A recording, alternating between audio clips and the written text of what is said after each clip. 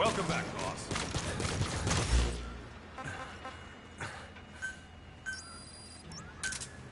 Roger.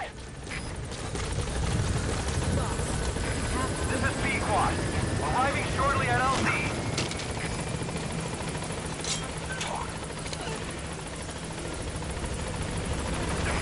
This is B-Quad. On station at LZ.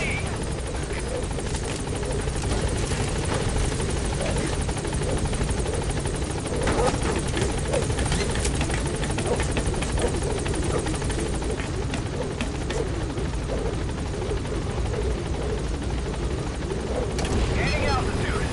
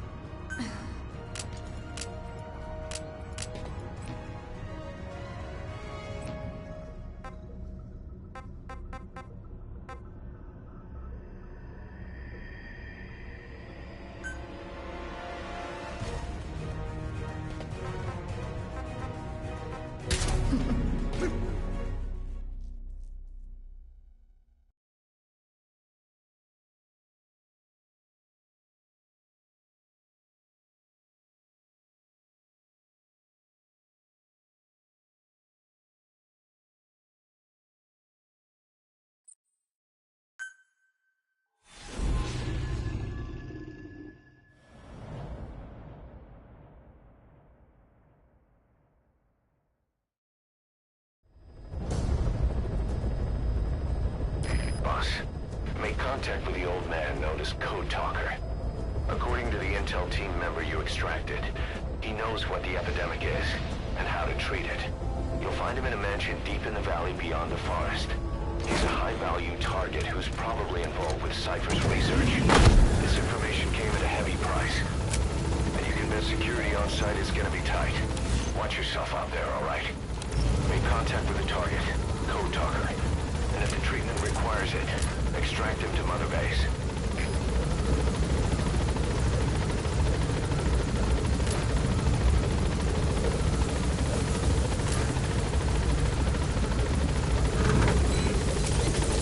Be careful down there, boss.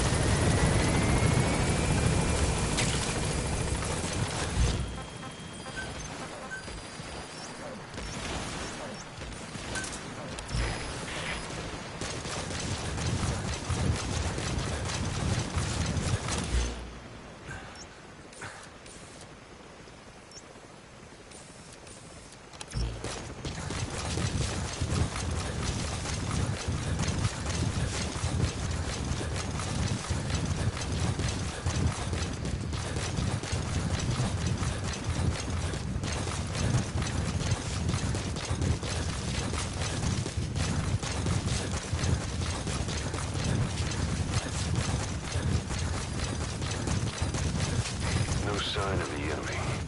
Judging from security in the area, I'd expect to see a patrol by now.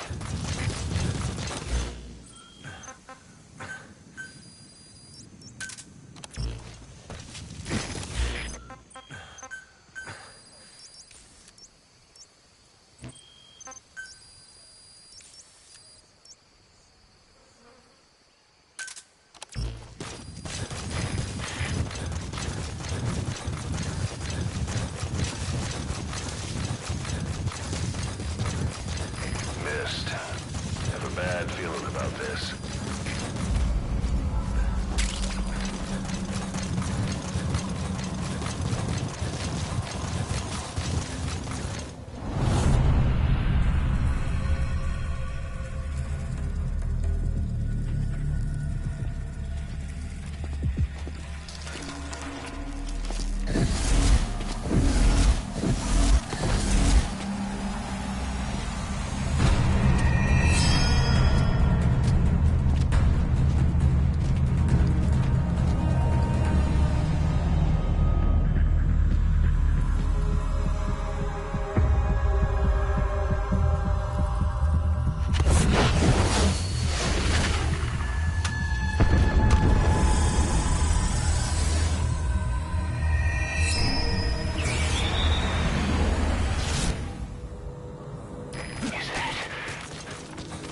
It's the skulls.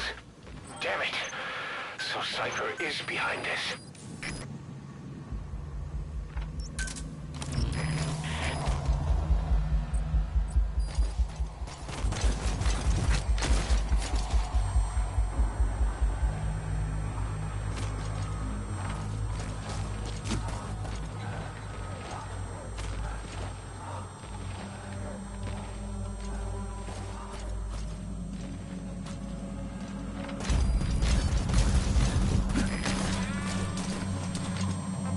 Fire at will.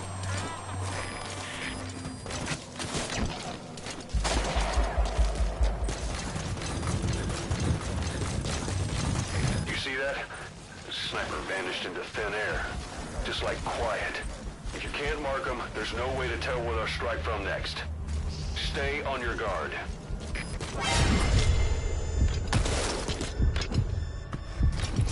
Sniper! Where are they?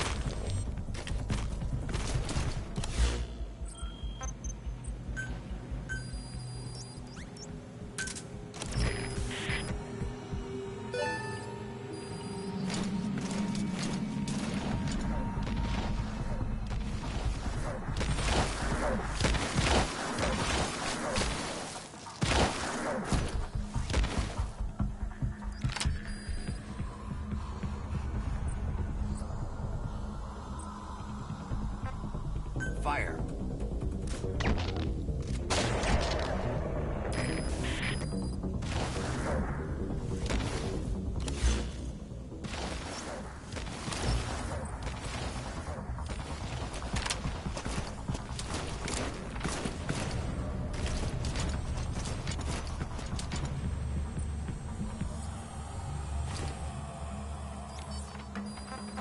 Fire.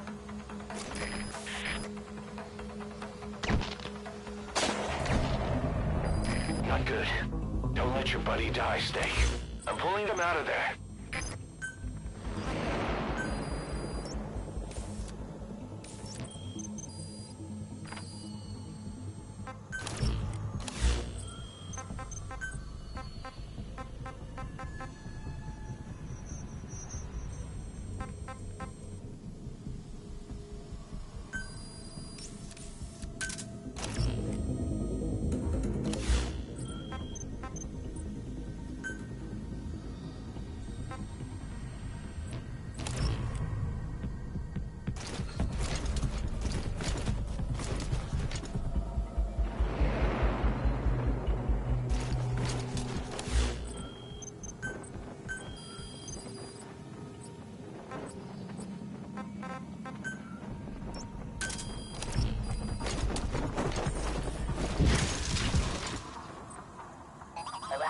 Stealth mode.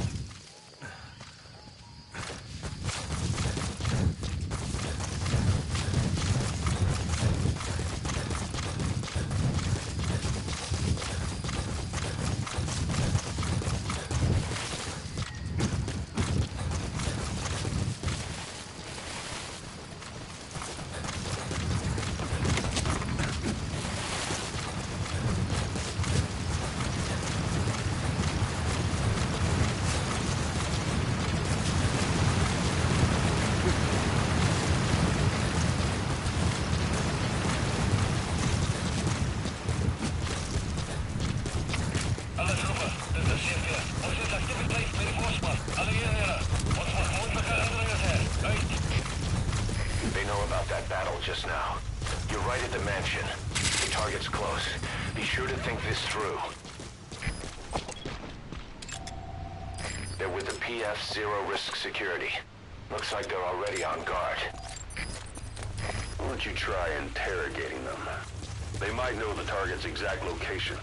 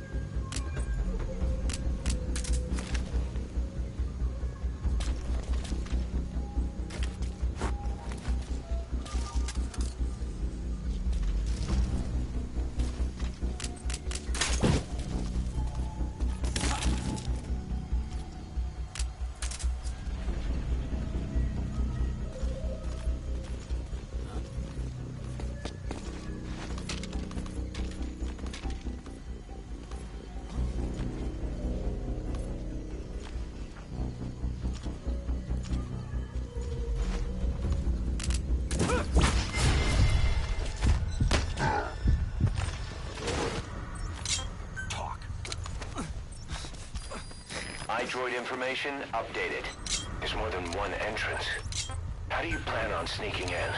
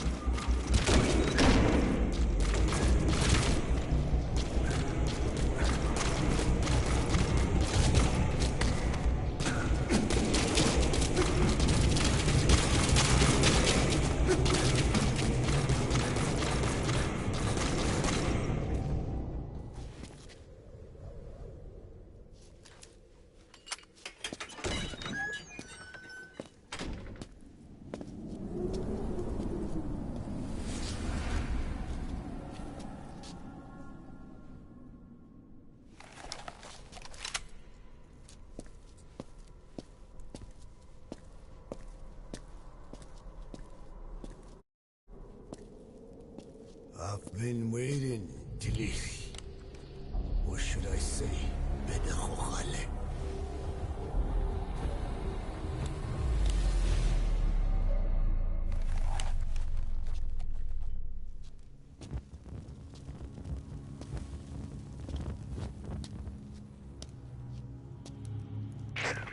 That's him. That's Code Talker. Look familiar? It's infecting my men. How do we Silence. Or death. What do you... It could be in here. Stay quiet. Your life depends on it. Sit. The parasite has infected your band. Those are its larvae.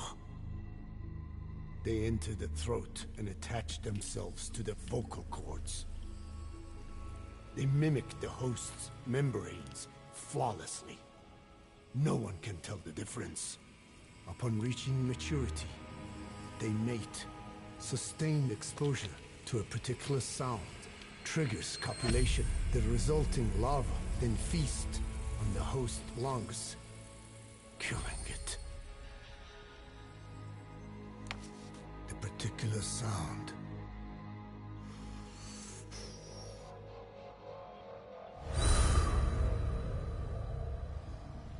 is words. They attack only those who speak a certain language, not just one. I cannot say which language your parasites are attuned to. But silence is the best way to keep them from laying their children.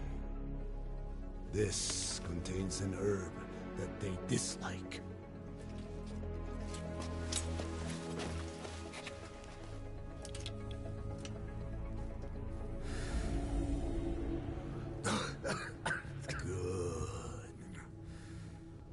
That should deafen them for a while. You have bought yourself some time. Speak. Is there a cure? Once symptoms manifest, larvae have already infested the alveoli. At which point, nothing can be done. There is a way to halt the onset, which would prevent infection.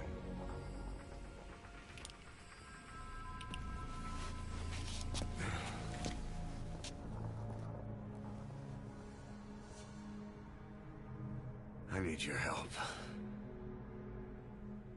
He stole the ones I sealed away, forced me to do his terrible work. Skullface. Even a country like America sways in his wake. I could not defy him. The fate of Dine lies in his hands. However, perhaps the Nishia led you here.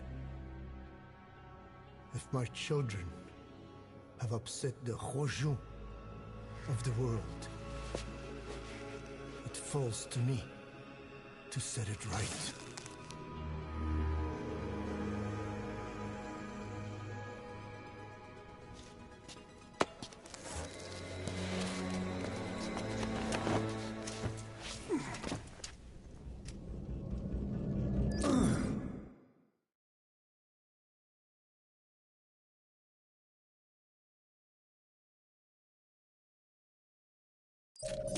You've secured the target, but he's too old to risk a full extraction.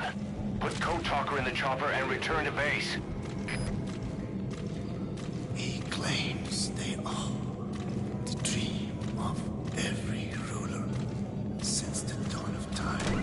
Teach them your enemy's words, then unleash them on his lands, destroying only those who speak his tongue. He calls them his ethnic cleansers. Ethnic cleansers? That's what Skullface is after. boss. He's gonna wipe every language besides English off the face of the earth. Ironic, isn't it? They gave us language, and now they take it away. It is thanks to them that man first learned to speak. But now, the hands of their clock turn back. They've been warped by the hands of man.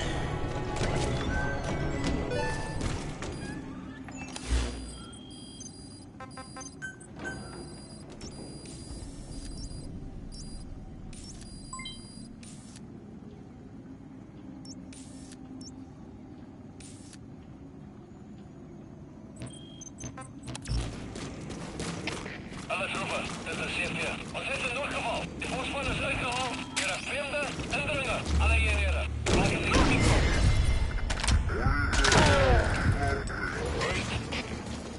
They know you took out the skulls. No sense rushing things now.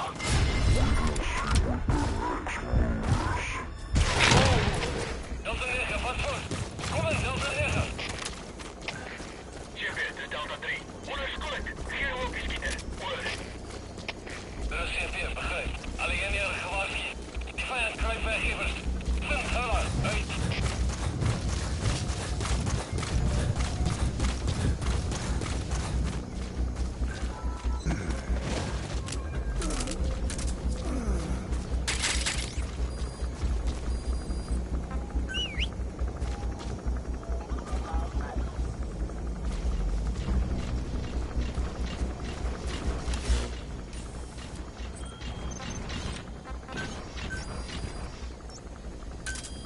Roger.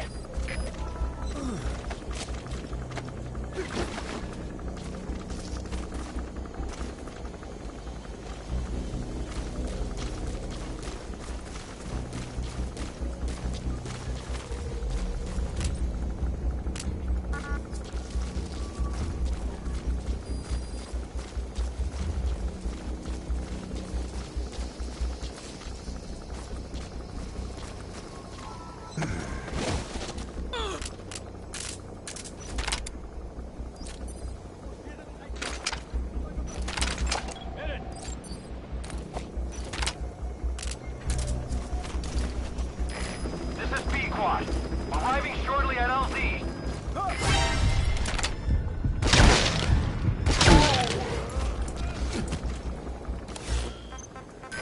This is Pequod. Have arrived at LZ. Will stand by.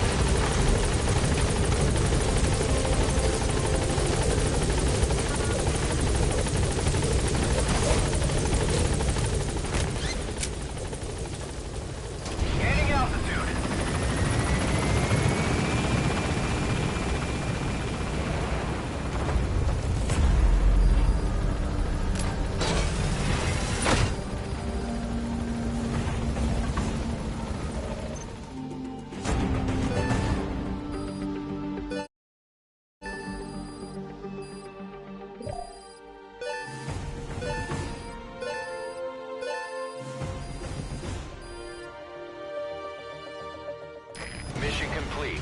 Great work.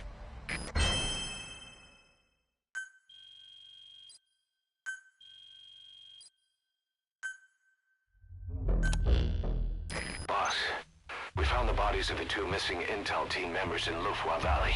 We knew we wouldn't get them back alive, but still, it's a damn shame. Don't let their sacrifice go to waste, boss. We need to stop the epidemic at Mother Base. That old man, Code Talker, he's the only hope we've got.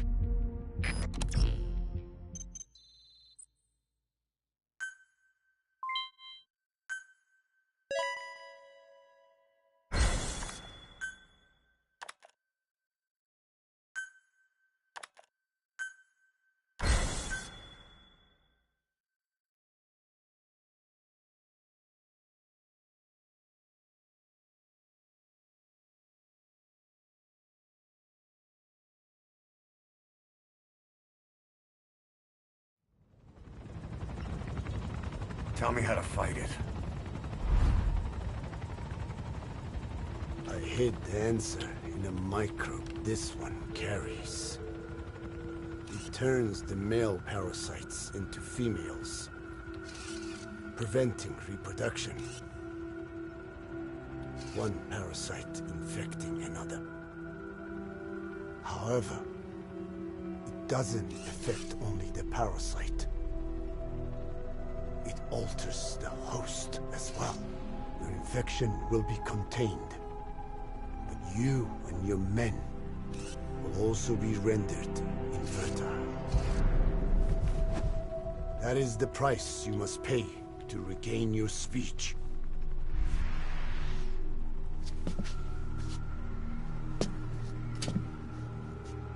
That freak show back there. They the work of your children too? A different strain from the vocal cord parasite, known as the one that covers. It acts as the host's skin, providing strength in exchange for nourishment. But I did not know those men were infected. They were forced to serve him, then steal my research.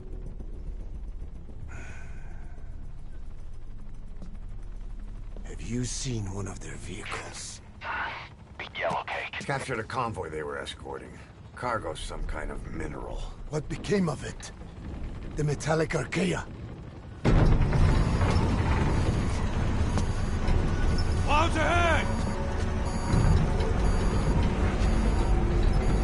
It's them.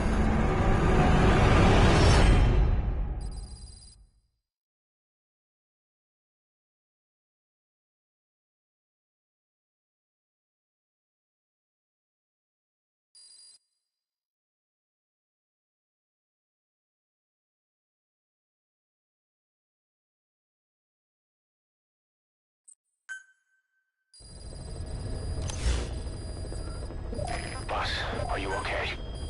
So the vocal cord parasites that have infected Mother Base, they're ethnic cleansers designed to silence those who don't fit into Skullface's worldview. We can't allow him to have such power. Go over the mission details and get going ASAP.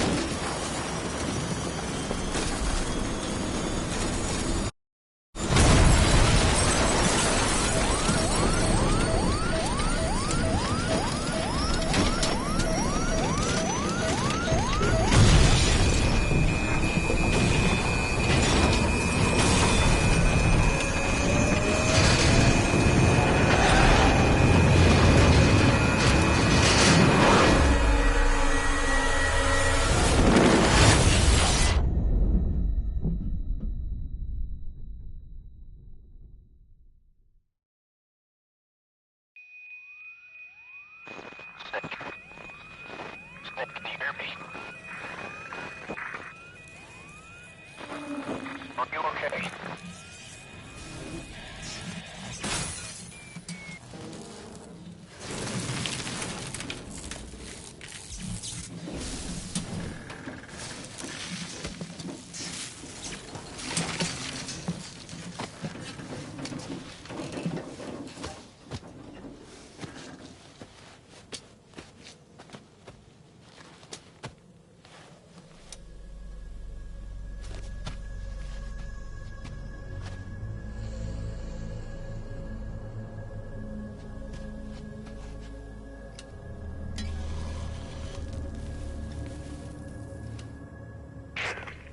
Like you're surrounded by mist.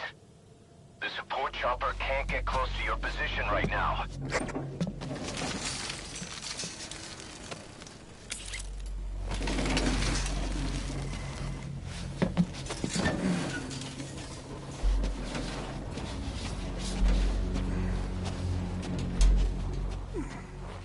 Hurry! They are coming!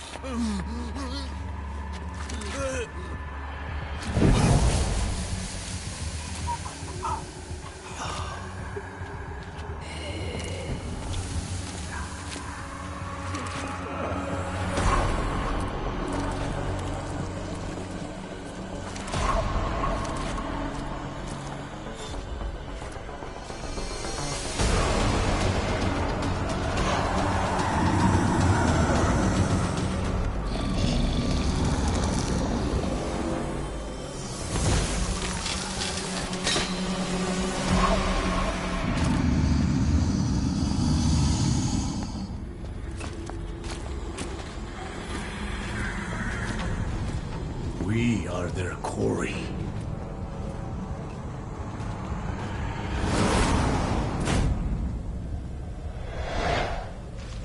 Skulls. So that mist is their work. We won't get another chopper for now. Boss, you need to eliminate the skulls. You cannot lose Code Talker. What is wrong with you?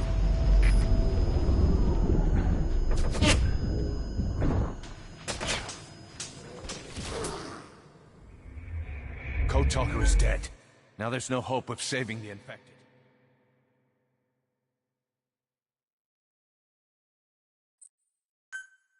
Skulls. So that mist is their work. We won't be able to send in another chopper for now. You need to eliminate the skulls. We cannot lose Code Talker.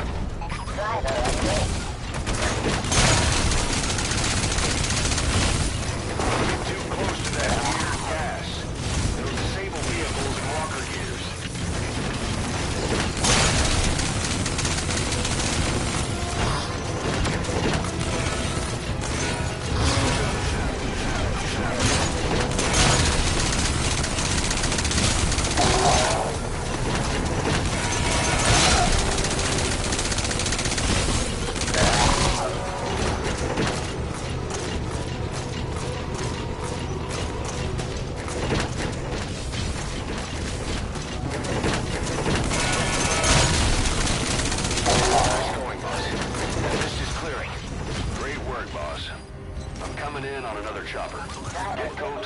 LZ and wait there.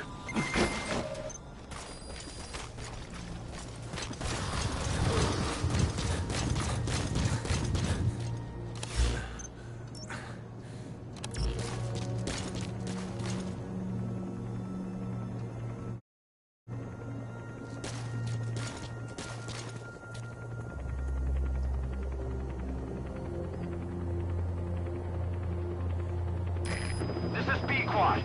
Arriving shortly at LZ.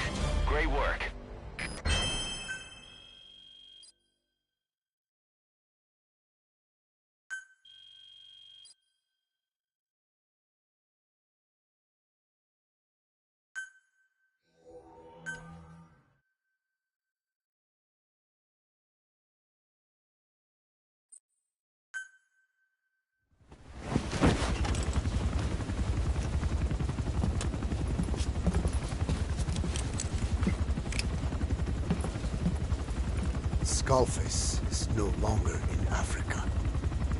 The nuclear test was a success. Now they turned their knives on me. Satellites didn't read any test. Neither did seismometers. The detonation test took place 5 years ago in the southern Indian Ocean. The final test was the opposite, to prevent detonation. You mean? Skullface plans to sell nuclear weapons that he retains control of. It's not like hawking small arms to militias. Indeed. He plans to avoid detection by exporting minerals containing tiny amounts of uranium in the form of metallic archaea. Once on site, the metallic archaea enrich the uranium and weaponize it. Loaded onto all-terrain bipedal machines. They ensure any country, armed group, even the smallest terrorist cell, can become a nuclear power. Bipedal. So that's why they needed Huey. A nuke business to replace the arms business. And Skullface owns the market. The very atmosphere of nukes, anywhere and everywhere. Deterrence on all sides. So that's why he ran a non-detonation test. Yes. Another metallic archaea instantly overrides the criticality generator. The fail-safe only he controls. Any such weapon can be deactivated whenever he chooses, regardless of who owns it or their intent to use it. Nukes. Controlled by a man, not a country. If they proliferate, conventional nukes lose all value. Political, military, and economic. The two superpowers become powerless.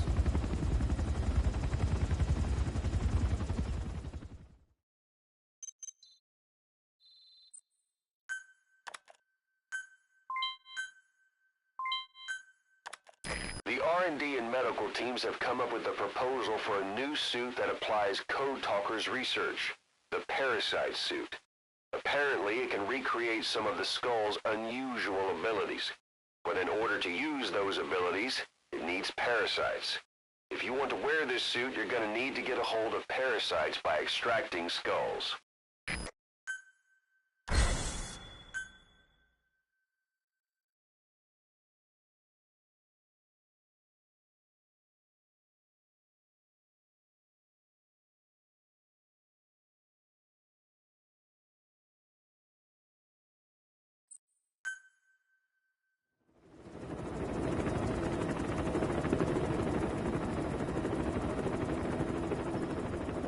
We need to stop the epidemic at Mother Base.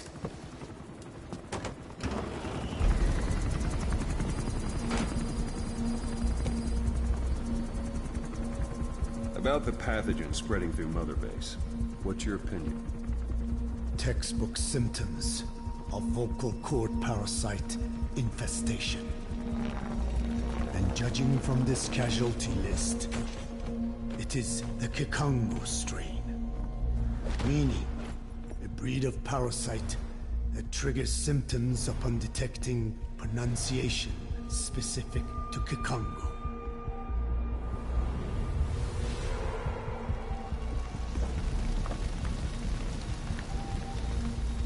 So how do we keep them from becoming symptomatic?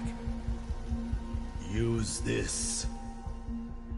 A type of Wolbachia, introduced to a sample of the parasite. The parasitic bacteria that colonizes the parasites, turning male to female and preventing copulation. We must cultivate more.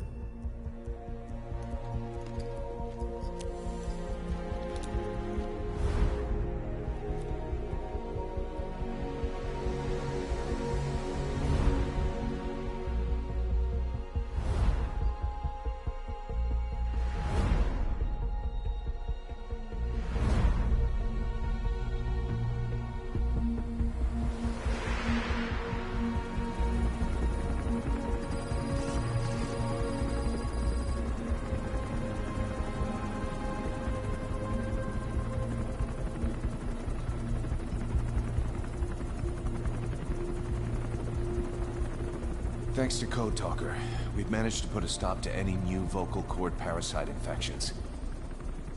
We couldn't save those already symptomatic, but everyone who survived has been released from the quarantine platform.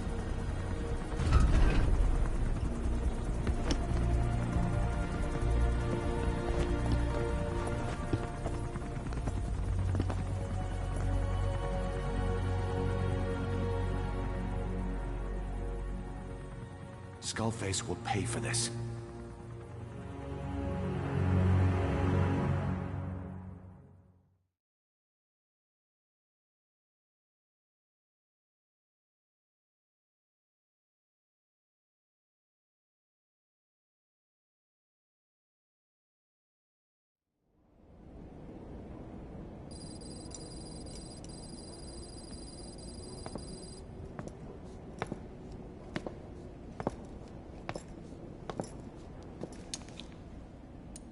Again with the truth serum?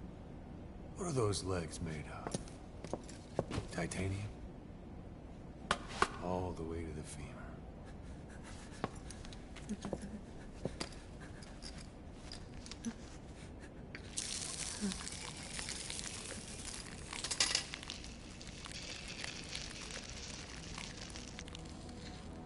Metallic archaea. Sahelanthropus. Where is it? What? We have to know before his plan is complete. Sahelanthropus is the final piece. What are you talking about? If the Soviets break out a mobile, controllable nuclear weapon, East-West relations will be right back at the Cuban Missile Crisis. The Cold War returns to life, as countries without nuclear arsenals line up for what Skullface is selling. Nuclear weapons proliferate overnight, and on the brink of annihilation, the world maintains its balance.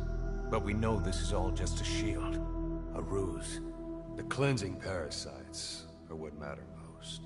A WMD to eclipse even nukes, and the only one that can still be used. Skullface is the world's greatest threat, and Zero's. The pieces are in place. All that remains is to unveil Sahelanthropus in Afghanistan. They can't activate it without me.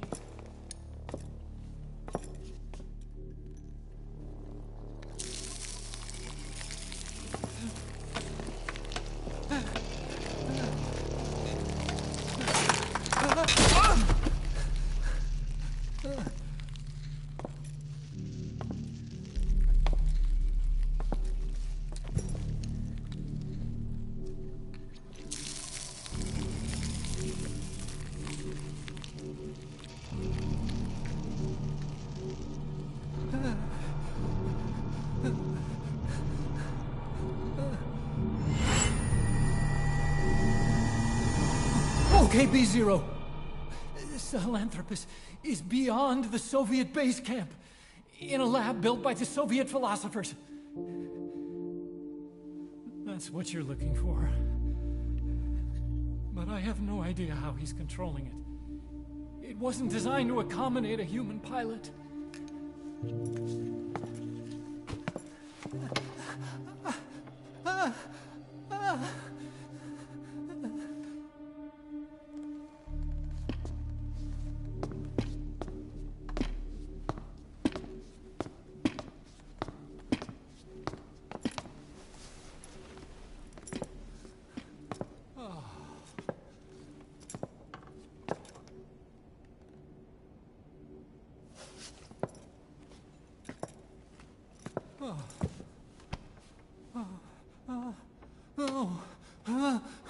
No!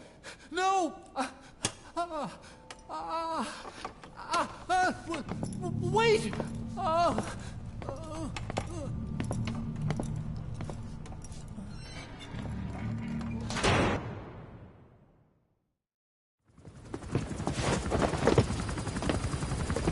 We got word from Afghanistan. Everyone at the Soviet base camp's dead. No sign of fighting. Parasites. Skullface's men then headed north.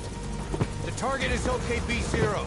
That's where he'll activate Sahelanthropus. Unless we stop him, he'll go down in history a conquering victor. We can't let that happen. Wipe him out. Don't leave any trace of his existence. I'm gonna need backup on this one.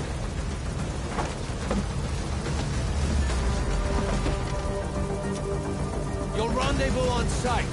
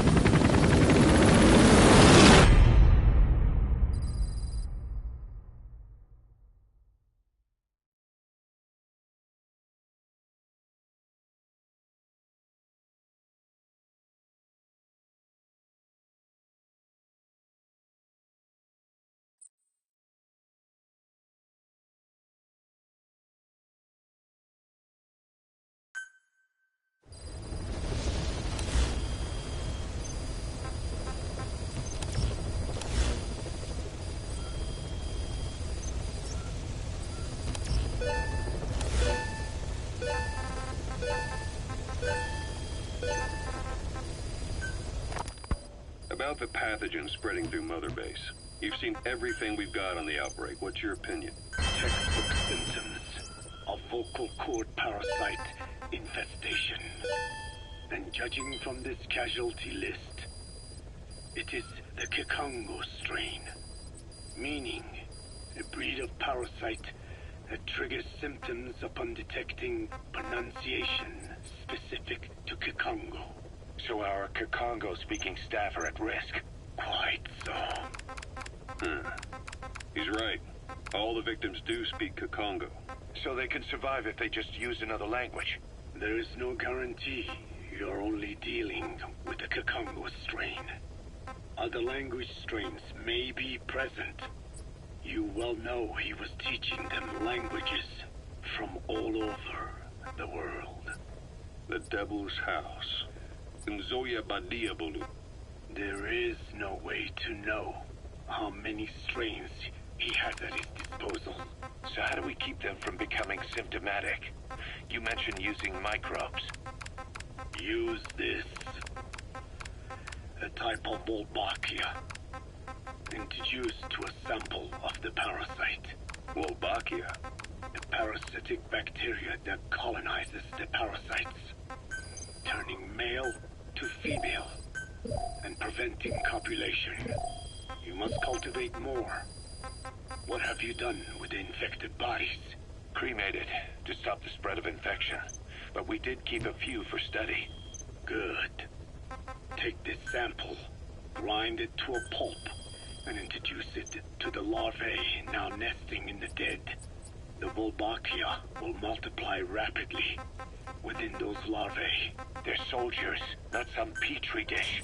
Conventional cultivation methods will take too long. Extract the Wolbachia from those larvae and vaccinate your men. Kikongo speakers first. This is the fastest, surest way. No one is to speak a word of Kikongo until the Wolbachia are safely inside them. I will instruct your medical staff in detail on site. You have the appropriate facilities. Yes, but do not worry. I made a pact with your bit de Cholone on the honor of the Dene. I speak no lies. Keep an eye on him. Will do. Follow me. I'll take you to the medical team. Now, we must wait for the Wolbachia to multiply in the larvae. How is the disease transmitted? If it's carried by insects or rodents, then... There is no intermediate host. So... The vocal cord parasites lay their eggs in the larynx of the host. Most hatch and migrate to the lungs, but some are transported to the mouth through ciliary movement, mixing in with saliva. Saliva. Droplet transmission. Sneezing, coughing. Any food or water containing infected saliva. It would spread fast. Indeed. And when the larvae migrate to the lungs, symptoms can resemble the early stages of a cold, making it easy to infect others. Meaning a simple conversation would be enough to pass it on. Alright, so what happens after the larvae migrate to the lungs? It is as I said before. They mature by feeding on alveolar tissue. It is only then that noticeable symptoms appear in the host. And by that point, it's too late. He's infected everyone else. It's one hell of a weapon you've created. That is what Blag Anna wanted. Something that would spread easily. In truth, he's not the reason. But we will discuss that another time. The Walbakia have multiplied. We're preparing to extract them and begin vaccinating. But is this really the only way? Sure, it'll prevent infection, but the cost? You would rather remove their vocal cords? No. Tactical communication's the linchpin of what we do. What if we were to ban the use of Kakongo? Insufficient. First, there's no guarantee that only the Kakongo strain is here. Second, there is the matter of how the parasites lay their eggs. Before they can copulate, they must be exposed to the pronunciation of a specific language for a period of time, like a container filling with water. But the duration between when the container is full and when the copulation actually begins varies from case to case. In other words, even if the infected stop speaking as a countermeasure, it may already be too late. The only true solution is to prevent copulation through the Wolbachia, or by physically removing the affected tissue. Do any anti-parasitics work? It sounds as though you have already tried. Yeah. We tried every one there is, and nothing. I have yet to find a medicine that can remove the parasites. At best, it temporarily covers their ears. Why is that? Because the parasites are companions to us. To remove them inevitably harms the host.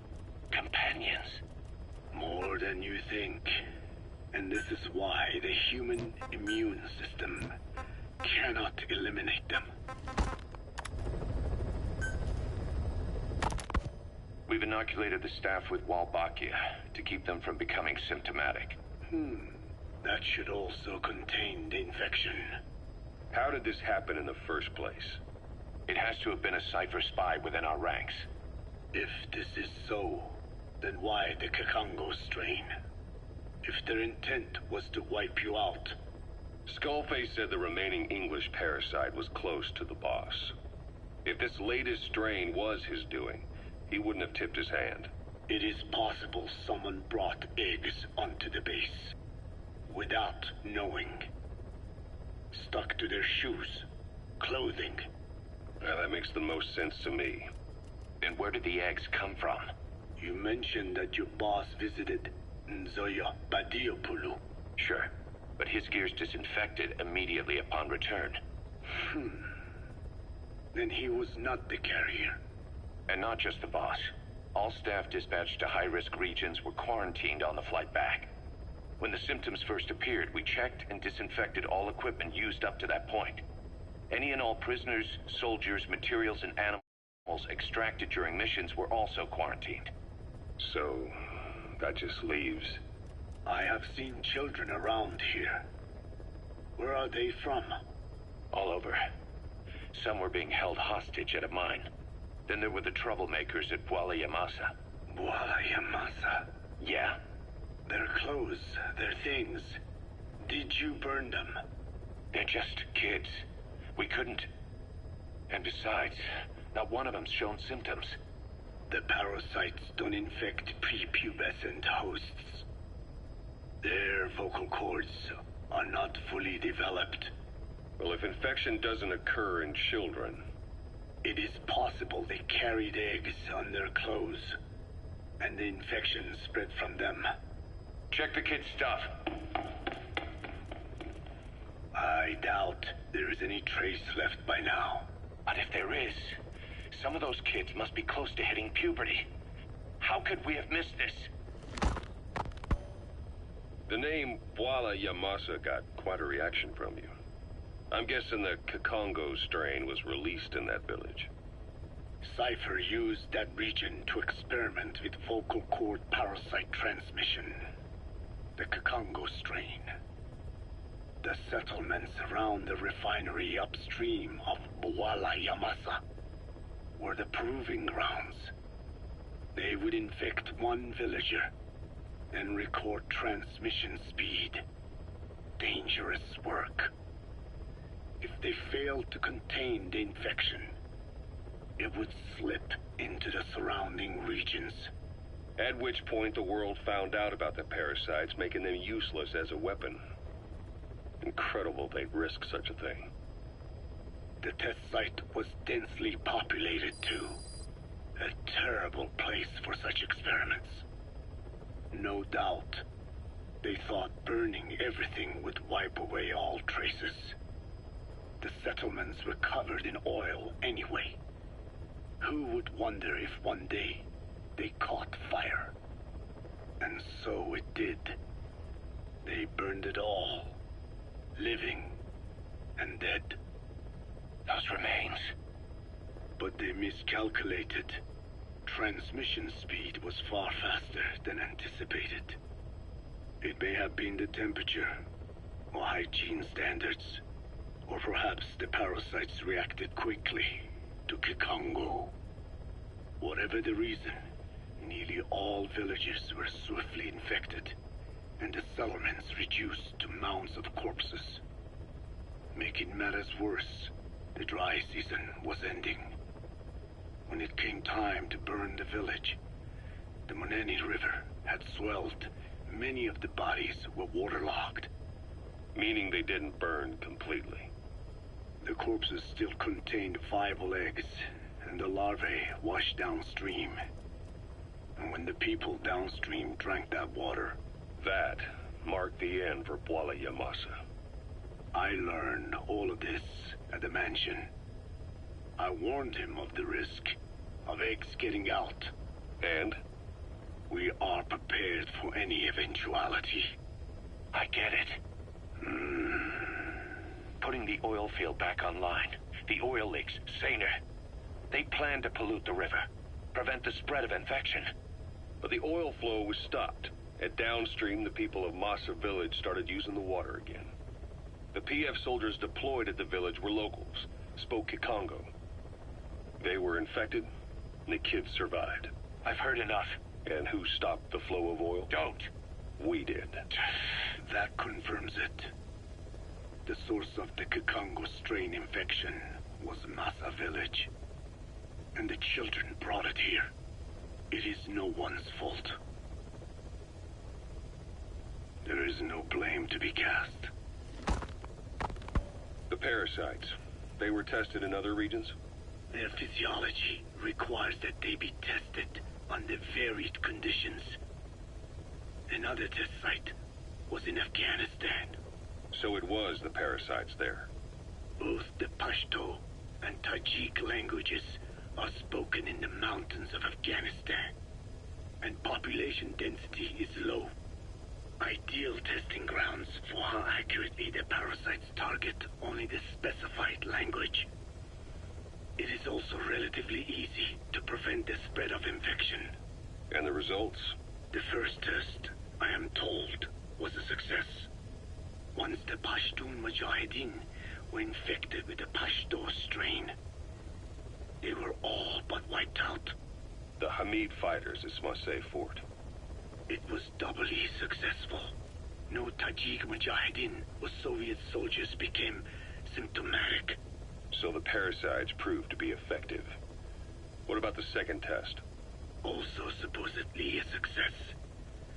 A Pashtun village was the target. However, the original aim was to obtain samples of the infected. In this, they failed. And the village? The Soviets enacted a standard scorched earth operation. That must have been the village where Malak lived, before being held captive at La Marjate Palace. Having had more time to think on it, the details shared with me may have been false.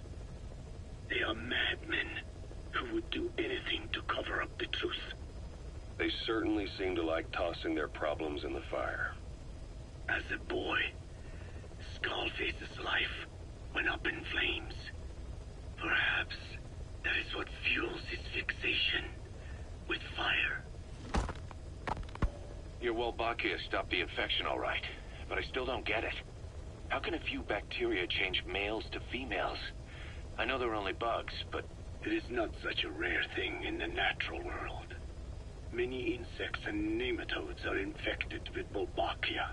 But why? They nest in the cell cytoplasm of the host, even in the egg cells, with the result that the offspring are born infected. Mother-to-child transmission. However, Wolbachia cannot nest in sperm because they do not have cytoplasm. So even a successful infection of a male ends after a single generation. This means the Wolbachia must resort to maximizing the population of infected females. Sounds like an ethnic cleansing campaign on a tiny scale. Gender change from male to female is their survival tactic. So more females means more Wolbachia carriers, so it can keep thriving in the following generations. But the parasites in a human host are supposed to be a mating pair. If there's no male, there'll be no offspring at all. It's killing itself. Slow down. This tactic is intended for environments where a single male can copulate with multiple females. Originally, the Wolbachia did not infect the vocal cord parasites. I created a mutated strain, modifying the Wolbachia so that it could infect monogamous pairs. The Wolbachia's greatest multiplying tactic, the male-to-female change, worked against itself in the monogamous parasites. Just as you said. Then I performed repeated selection of Wolbachia strains until I achieved 100% certainty of male-to-female conversion.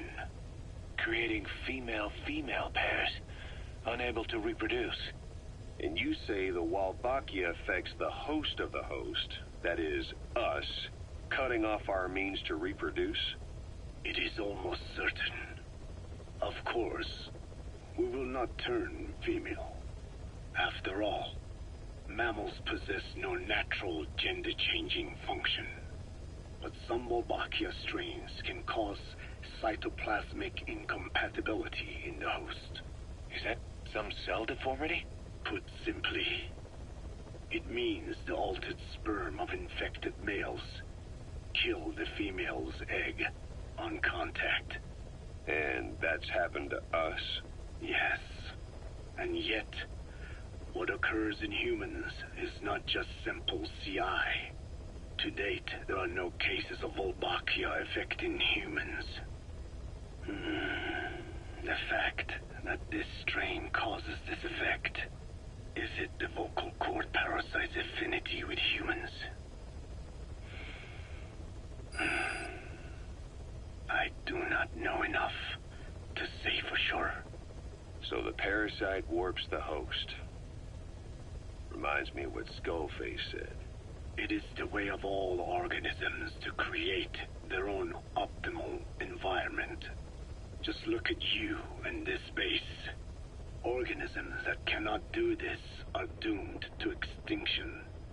The difference with parasites is that their environment is another organism.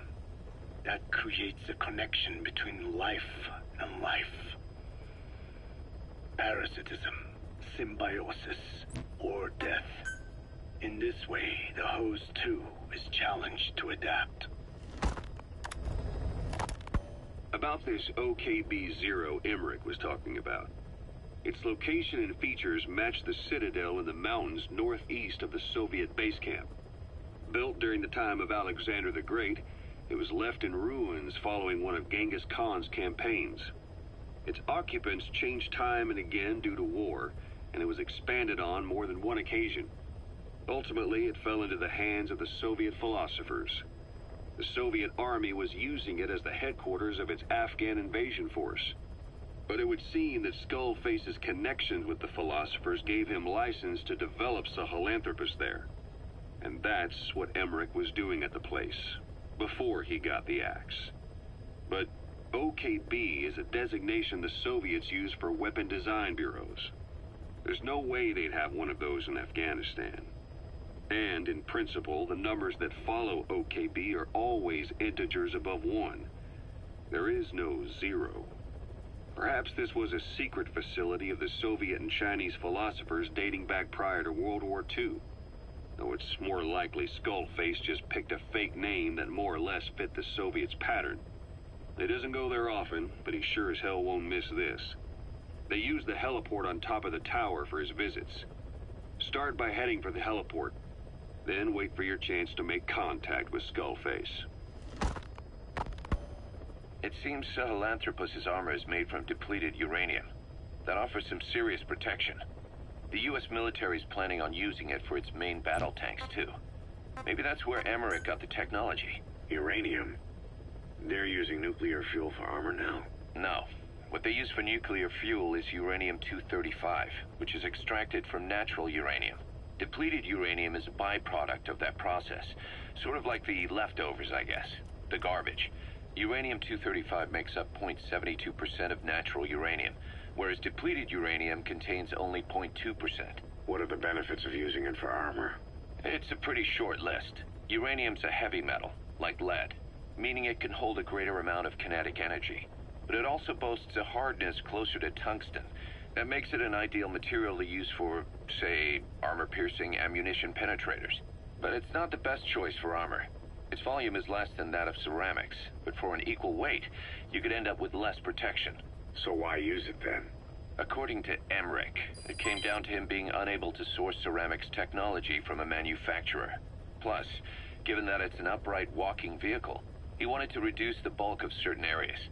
Despite all that, depleted uranium still makes for some tough armor, and Emmerich says it's been proven in live fire tests. It stops most Soviet tank shells.